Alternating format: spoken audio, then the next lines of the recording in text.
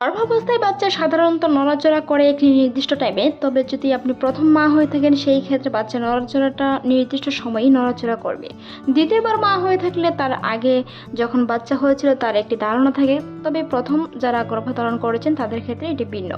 বিশেষজ্ঞরা বলে থাকেন একজন মা যখন গর্ভবতী হন তারপর থেকেই সে খেয়ালে থাকে বাচ্চাটি কখন নড়াচড়া করবে। যখন তার সব কিছু ঠিক থাকে, হার্টবিট থেকে শুরু করে একটি বাচ্চা সুস্থ থাকে, তখনই একজন মা অপেক্ষায় থাকে বাচ্চা কখন নড়াচড়া করে।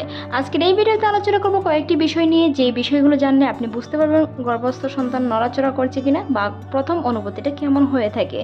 অনেকেই সেটি খেয়াল করতে পারেন, তবে বাচ্চার নড়াচড়া কিনা সঠিকভাবে বুঝতে পারেন না। গর্ভাবস্থায় সাধারণত 16 থেকে 22 সপ্তাহের মধ্যে হালকা ফরফরানি বা ভূত ফুটা ফেটে প্রজাপতি উড়ার মতো প্রথম অনুভূতিটা হতে পারে, তবে সেটি অনেকেই বুঝতে পারে না বাচ্চা নড়াচড়া নাকি অন্য কোনো বিষয়। তবে সেই বিষয়গুলো যদি আপনি খেয়াল করেন তাহলে বুঝতে হবে গর্ভস্থ সন্তান নড়াচড়া করছে, কিছুটা ফড়িংয়ের মতন ফরফর করা বা প্রজাপতি হুড়ার মতো কিছুটা অনুভূত হওয়া পেটের মধ্যে, তাহলে আপনাকে বুঝতে হবে বাচ্চা নড়াচড়া শুরু করেছে প্রথম দিক থেকে।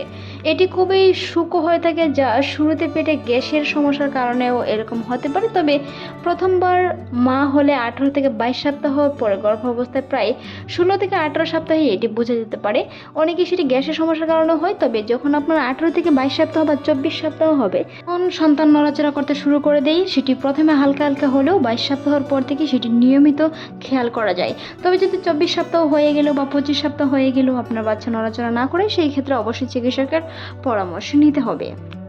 গর্ভাবস্থায় বাচ্চা প্রথম নড়াচড়ার ধরনটি ঠিক কেমন হয়ে থাকে একজন মা কিভাবে বুঝতে পারবেন সেটি গ্যাসের সমস্যা নয়, বাচ্চা নড়াচড়া। একজন মা শুয়ে বা বসে থাকে তখনই এটি অনুভব করা যায়। বেশি সময় হালকা ফরফরানি, পেটের ভেতরে হালকা প্রজাপতির ডানা ছটপটালে যেমন অনুভূতি হয় সেরকম অনুভূতি হতে পারে। বুদবুদ হতে পারে, মনে হতে পারে পেটে গ্যাসের বুদবুদ উঠছে, এরকম কোনো কিছু অনুভূতি হতে পারে। টান বা মোচড় দেওয়া, হঠাৎ করে খুব মৃত মোচড় বা খুব মিগল হয়ে ওঠা, একটু চাট একটু উঁচা হয়ে ওঠা, সেটি হতে পারে ডান পাশে বা কারো ক্ষেত্রে বাম পাশে হতে পারে। সেই বিষয়গুলো লক্ষ্য করলে বুঝতে হবে বাচ্চা প্রথম নড়াচড়া শুরু করেছে। নড়াচড়া সঠিকভাবে খেয়াল করার জন্য বা প্রথম বাচ্চা নড়াচড়া করছে কিনা সেই বিষয়গুলো বিশেষভাবে খেয়াল করার জন্য গর্ভস্থ মা অবশ্যই বাম কাত হয়ে শুয়ে থাকার চেষ্টা করুন, যেন প্রথম নড়াচড়াটা অনুভব করতে পারেন। এমনকি এই লক্ষণগুলো বা এই ফরফরানিগুলো প্রজাপতি ডানার মতন কিছুটা অনুভূতি ফিস হলে পরবর্তীতে অবশ্যই বাম পাশ হয়ে ঘুমানোর চেষ্টা করুন, যেটি আপনার শিশু সুন্দরভাবে বেড়ে উঠবে, সুস্থ থাকবে, এমনকি সব কিছু ঠিকঠাক থাকবে। তাই গর্ভাবস্থায় বাম পাশ হয়ে শুয়ে থাকার চেষ্টা করুন, চিত হয়ে না শোয়াই ভালো। তবে বাম পাশ হয়ে বেশি সময় শুয়ে না থেকে ডান কাত হয়ে শুন, তবে বেশিরভাগ সময় বাম কাত হয়ে শোয়ার চেষ্টা করুন। মৃদু টুকার মতো কিছুটা অনুভূতি হতে পারে, মনে হবে কেউ ভেতরে হালকা করে টুকা দিচ্ছে, এরকম কোনো অনুভূতি হলে পেটের যে কোনো একটি পাশ হালকা একটু উঁচু নিচু হলে বুঝতে হবে প্রথম নড়াচড়া শুরু করেছে। গর্ভাবস্থার প্রথম দিক থেকেই সাধারণত 20 সপ্তাহের পর থেকে বাচ্চার নড়াচড়া স্পষ্ট বোঝা যায়। 28 সপ্তাহের পর থেকে নিয়মিত সেটি বোঝা যায়।